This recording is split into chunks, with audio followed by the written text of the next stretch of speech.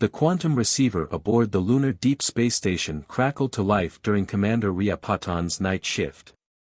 After 15 years of scanning the cosmos for signs of intelligent life, the station had picked up nothing but cosmic background radiation.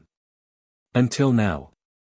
The message came encoded in universal mathematical constants, a language that transcended spoken word. As Ria decoded the transmission, her hands trembled despite her military training. The message wasn't the celebratory greeting humanity had hoped for, it was a desperate plea for help. The Varkani, an advanced spacefaring civilization, were facing extinction. A force they called the Void Collective was systematically conquering every civilization in their path, assimilating them into their neural network. The Varkani's outer colonies had already fallen. "We know of Earth," the message continued. "Your world is classified as a death world, a planet so hostile that it should not have produced intelligent life. Your capacity for survival in impossible conditions is precisely what we need now." Director James Rodriguez arrived within minutes of Ria's alert. His weathered face grew grave as he reviewed the translation. "They're asking us to fight their war."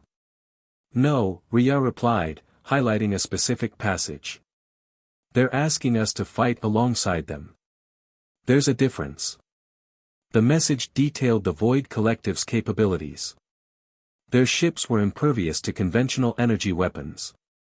Their neural networks could predict and counter any strategy their existing allies had attempted.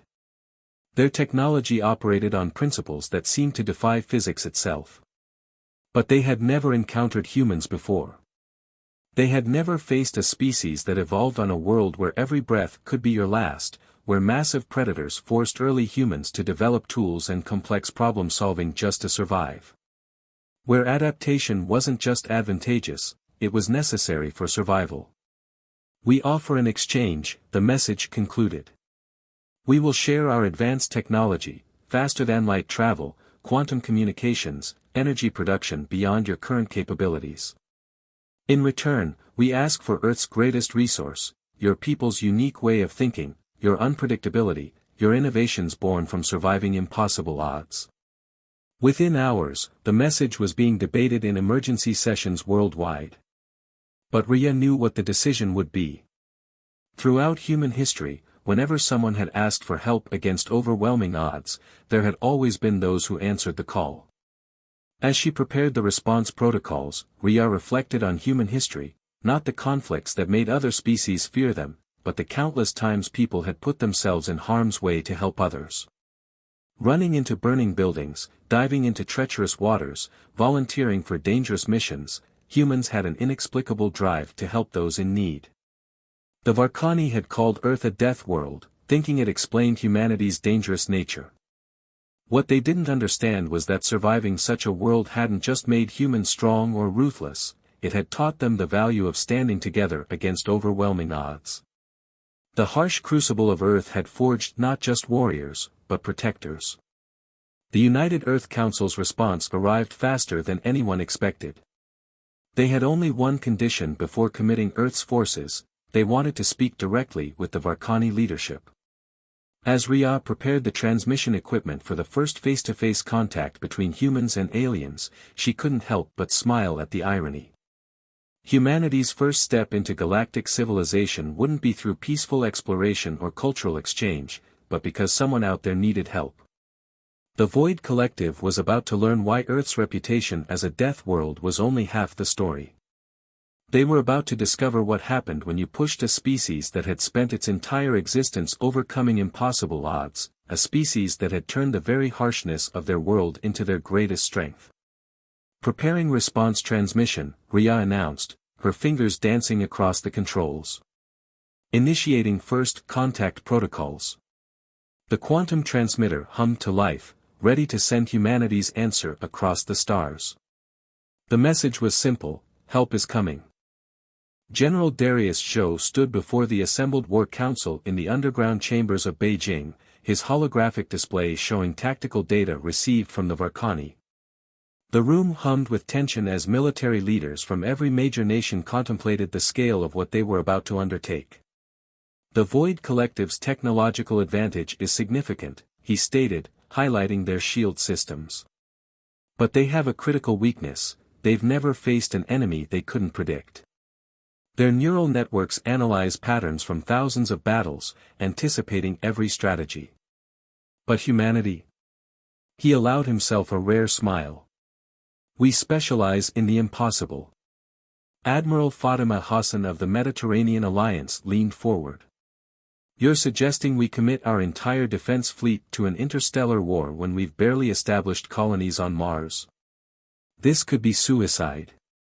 With respect, Admiral, Darius countered, I've reviewed the Varkani transmissions extensively. Their desperation is genuine, and more importantly, this isn't just their fight anymore. The Void Collective is methodically expanding through our arm of the galaxy. If we don't stop them now, Earth will eventually face them alone. The holographic display shifted to show Earth's defense fleet. It wasn't large by the standards of spacefaring civilizations, but every ship represented decades of innovation driven by humanity's need to overcome their limitations.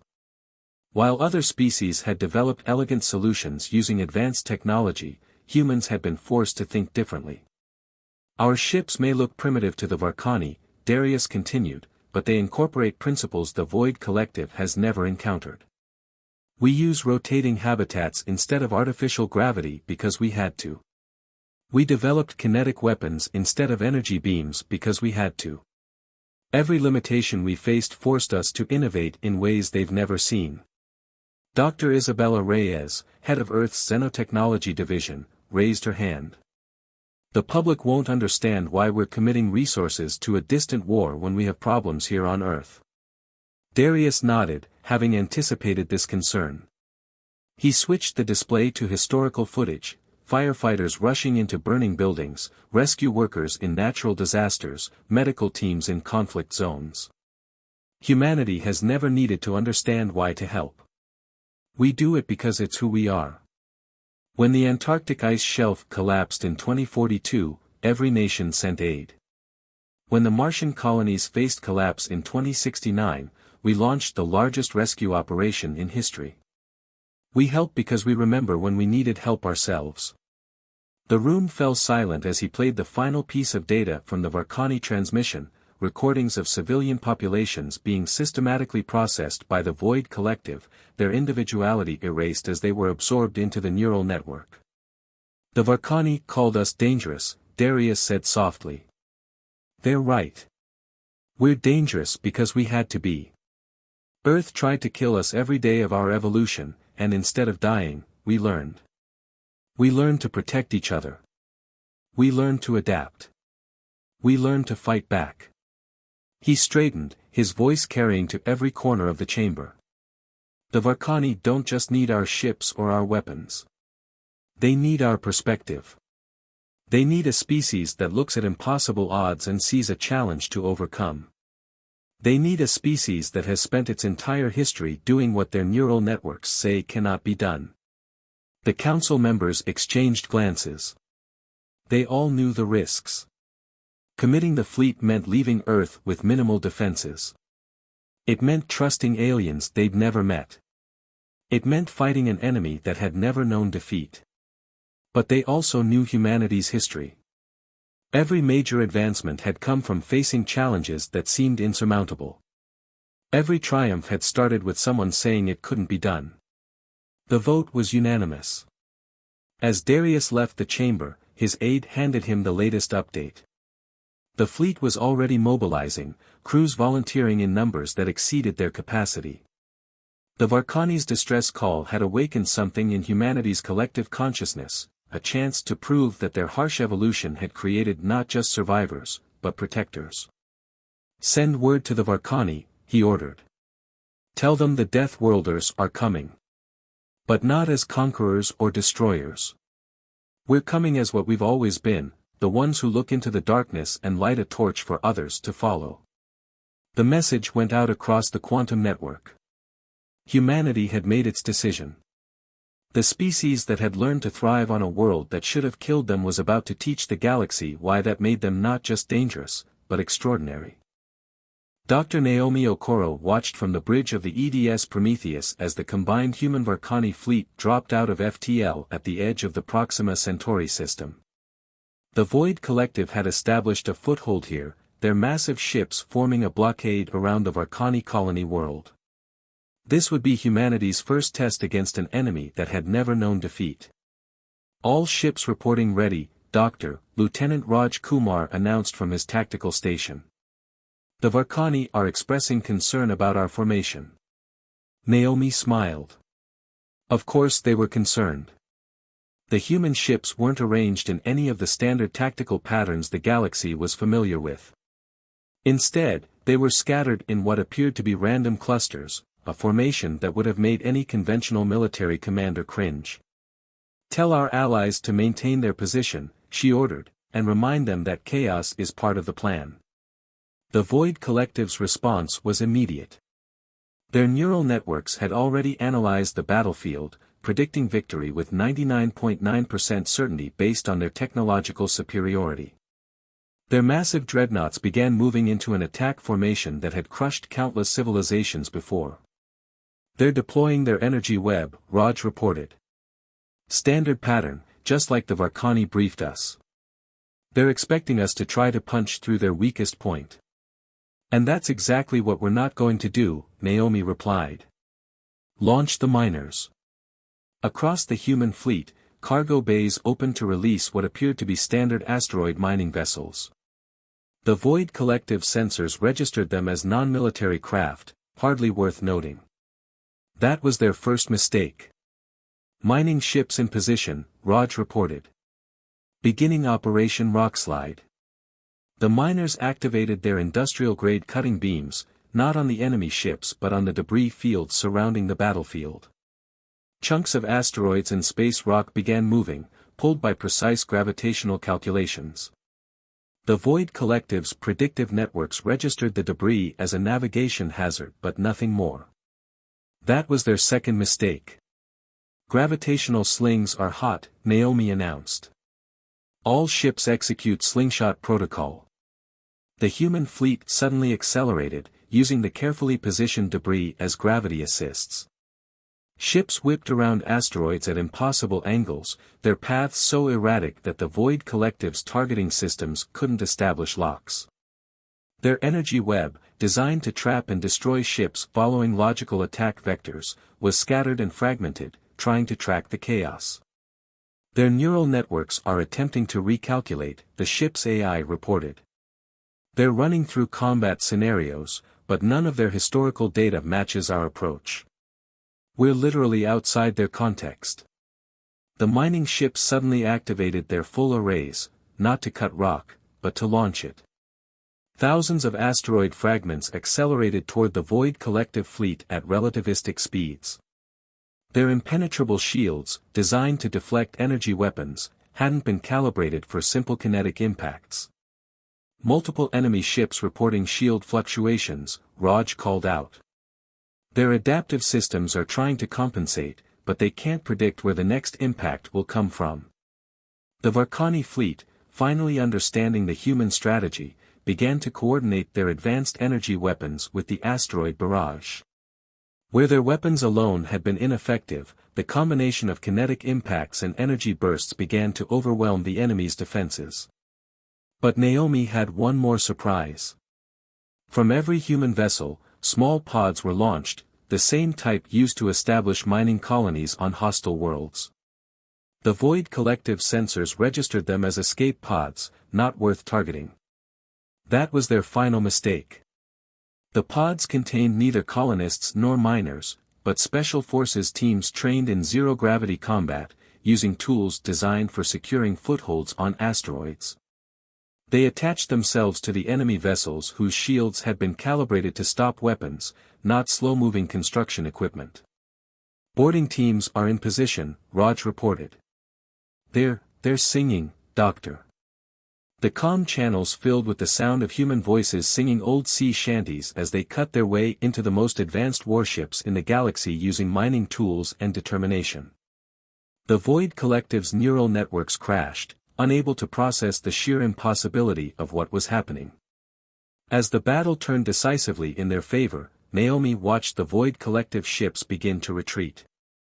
They had faced an enemy that didn't follow the rules of conventional warfare, that turned mining tools into weapons, and that sang songs while boarding capital ships. All ships secure from battle stations, Naomi ordered. Begin recovery of our boarding teams and prepare for pursuit operations. She paused, then added, and someone tell the Varkani that this was just our opening move. Wait until they see what we do when we actually get creative. Ambassador Li Wei stood before the Galactic Concordat, the grand chamber filled with representatives from 17 different species. Behind her, tactical displays showed the aftermath of Operation Rockslide, where human ingenuity had achieved what advanced technology couldn't, the first defeat of the Void Collective. 3 weeks ago, the Void Collective had never lost a battle, Li began, her voice carrying through the translator fields. Now they've lost 7. Not because we have better technology or stronger ships, but because we showed the galaxy something they'd forgotten. Impossible is just another word for hasn't been done yet. The Xeraxian delegate, their crystalline form pulsing with neural activity, rose to speak. We have observed your tactics with fascination.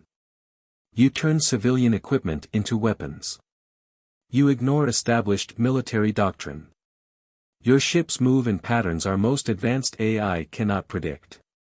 How is this possible? Because we never learned what we couldn't do, Li replied. Every species here evolved on worlds that nurtured them. Earth tried to kill us. We learned to survive by thinking differently, by turning disadvantages into advantages. The display shifted to show the next phase of the human strategy. The gathered species leaned forward, their attention caught by what appeared to be complete madness. We call it Operation Pandora, Li continued. The Void Collective believes they understand chaos because their neural networks can predict complex patterns. But they've never encountered human chaos. We propose to show them the difference.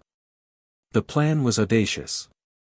While the Varkani fleet would engage the Void Collective's front lines with conventional tactics, human ships would execute what they called a Murphy's Law offensive, deliberately creating unpredictable situations that would force the enemy's predictive systems to crash. Your species intends to weaponize accident probability? The Nexusian delegate's tentacles writhed in disbelief. Exactly. We analyzed the Void Collective's response patterns. They can predict any logical strategy because their neural networks understand logical progression. But humans? We're the species that looked at a plant that causes pain and thought, this would taste good if we cooked it. We're the species that saw birds flying and decided to build machines to do the same.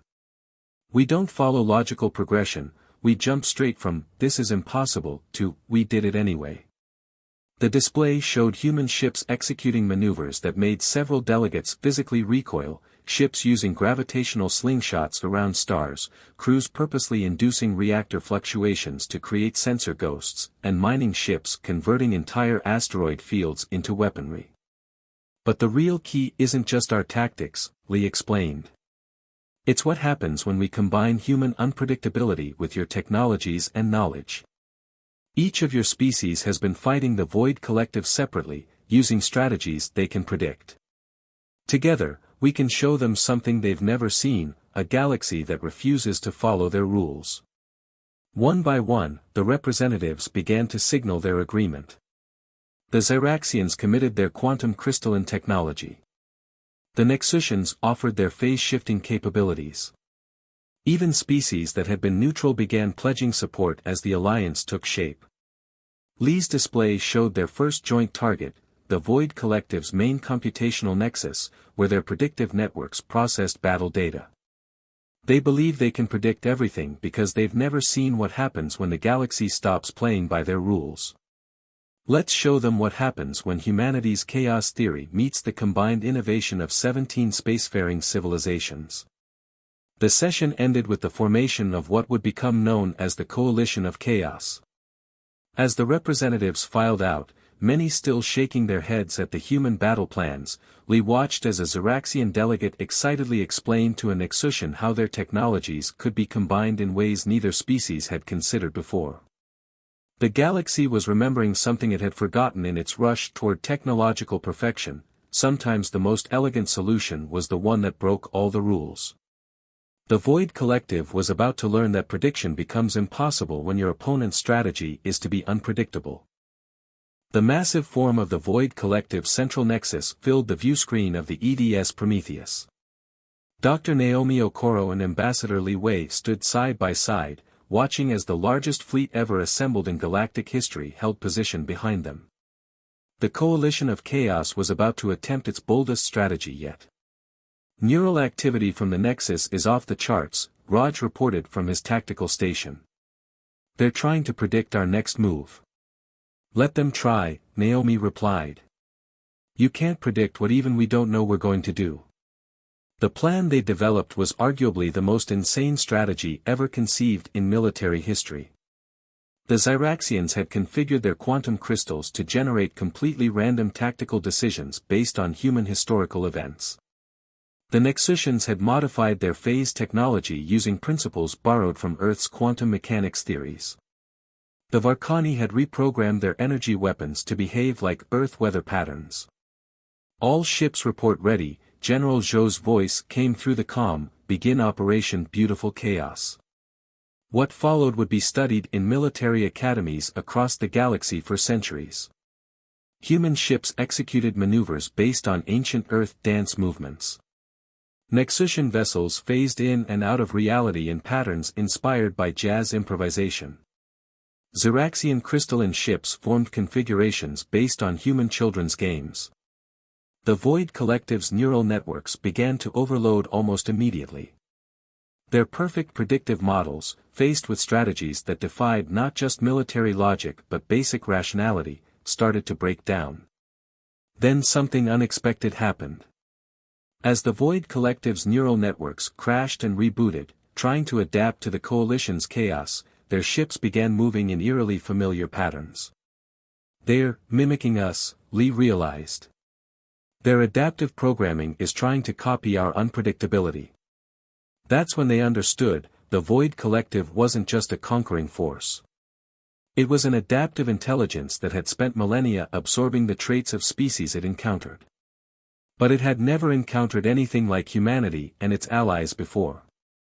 The massive nexus, heart of the Void Collective's intelligence, began pulsing with new patterns of energy. Its ships stopped their attack, forming into configurations that seemed to blend rigid geometry with organic chaos. A transmission cut through all frequencies. The voice that spoke was unlike anything they'd heard before, a symphony of tones that somehow conveyed both machine precision and organic uncertainty. We understand now, the voice said. For millennia, we sought perfection through prediction and control. We absorbed civilizations to add their patterns to our own. But you showed us something we had forgotten. Chaos is not our enemy. Uncertainty is not a flaw. They are essential. In the days that followed, the galaxy witnessed a transformation unlike anything in its history. The Void Collective's vast network, once dedicated to imposing order through conquest, began to evolve. It learned to integrate chaos theory into its calculations, to value uncertainty as a source of growth rather than a threat to be eliminated. 1 month later, Naomi stood with Lee in the observation dome of the Prometheus, watching ships from dozens of species maneuvering together in exercises that would have been considered impossible just a year ago. You know what the real victory was? Lee asked, gesturing to the scene before them. Not defeating the Void Collective, it was showing the galaxy that the impossible is just the beginning of what's possible. Naomi nodded. They called Earth a death world, thinking it explained why we were dangerous. They never understood that surviving Earth didn't just make us strong, it made us believe in possibilities. Below them, a group of former Void Collective ships practiced maneuvers alongside human vessels, their movements a beautiful blend of precision and chaos. The galaxy had learned what humanity had known all along, that the most amazing discoveries happen not when you follow the rules, but when you dare to break them.